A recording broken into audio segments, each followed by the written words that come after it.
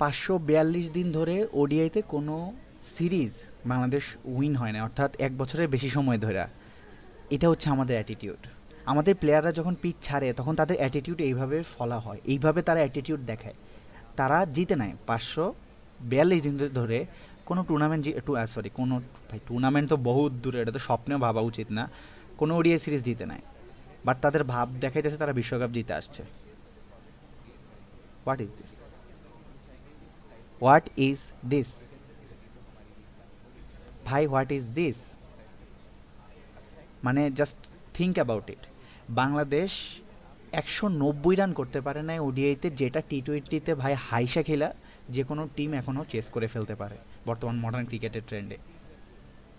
ওরা কি খায়, ওদের কে কে কি দেখায়, ওদেরকে কে কি ট্রেনিং করে, জাস্ট এটা আমার জানতে ইচ্ছা করে। ওইখানে কাজ দিয়ে দেখ, ওদেরকে ওইখানে কাজ দিয়ে দেখ, খুব ভালো মতো ওরা ওইখানে কাজ করতে পারবে। আর্নিং রিকোয়েস্ট, সরকার এই জায়গায় হস্তক্ষেপ করে ক্রিকেটের মধ্যে ক্রিকেটটাকে ব্যান করে দেখ। বাংলাদেশে ক্রিকেট খেলার কোনো দরকারই নেই ভাই। No need, no need for this kind of thing. এরকম জিনিসের কোনো দরকার নাই ভাই। আমরা এরকম খেলা দেখতে চাই না, আর যদিও আমি খেলা পুরোটা দেখি নাই। সো গাইজ, বাংলাদেশকে 191 করার টার্গেট দিছে আফগানিস্তান। অ্যান্ড যারা টাকা লাগায় বসছিলেন, যেসব জুয়ারি ভাই বোনেরা, তারা তো ধরা খাইছে না, তারা শেষ, সবাই পথে পথে হয়ে গেছে। বাট ভাই, সমস্যাটা কোথায়?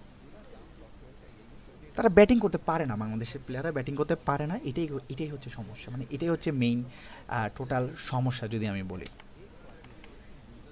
ভাই, আফগানিস্তান 81 রানে জিতছে। কে ভাবছিল আফগানিস্তান 81 রানে জিতবে? আপনি ভাবছেন? আরে ভাই, আমি ভাবছি, কারণ আমি তো বুঝি খেলাটা।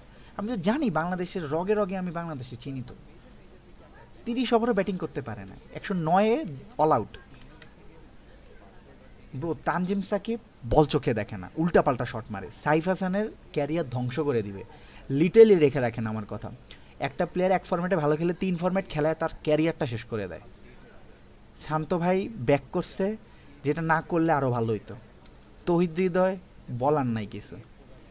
মেহেদী হাসান মিরাজ স্কিপ, জাকের আলী চুইংগাম বাবা, নুরুল হাসান সোহান বল চোখে দেখে না, কোন জায়গায় কি শট মারতে হবে এখনও শট সিলেকশনে মানে এদের সমস্যা। আর সবচেয়ে বড় যে পেইন বিষয়টা, আমি জাস্ট এখানে কোনো বাংলাদেশে খেলা কোনো ট্যাকটিক্সের আলোচনা নাই ভাই। ট্যাকটিক্স এরা বুঝে না। এরা বুঝে হচ্ছে যে কেমনে হারতে হবে। ওদের ওদের ওদের টার্গেটই হচ্ছে ওরা হারবে, ঠিক আছে? বলাররা যা একটু বল করে, ব্যাটারদের অবস্থা শেষ, ঠিক আছে? কোনো কাহিনী নেই। আপনারা হয়তো দেখতেই পাইতেছেন, আমি কারে কি দেখাবো জানি না। এই হচ্ছে তাদের রেকর্ড ভাই। ৭৯-তে 4 উইকেট 16 ওভারে, 109 wicket. What is this? This is Bangladesh. এবং তাদের এক একজনের পিচ ছাড়া দেখে মনে হইতেছে তারা বিশ্বকাপ জয় করে গেছে, বিশ্বকাপ উইন হয়েছে তারা। এরপরে এটা একটু পয়েন্ট মেজাজ, আমাদের ক্যাপ্টেন ভাইয়ের কথাটা আমি জাস্ট পড়ে শোনাই। আমরা দারুণ বোলিং করছি, যেটা সবসময় করি, আমরা না বললেও করতাম। আমাদের দল করে, মানে এই ফকিনি দল করে। এই রানে আমরা তারা করতে পারতাম। ব্যাটিং খুবই খারাপ হয়েছে, টপ অর্ডার আমাদের পার্টনারশিপ গড়া দরকার ছিল। কি কি করা লাগবে সেটা সবই জানে, কিন্তু করতে পারে না, এটা হচ্ছে মেইন সমস্যা।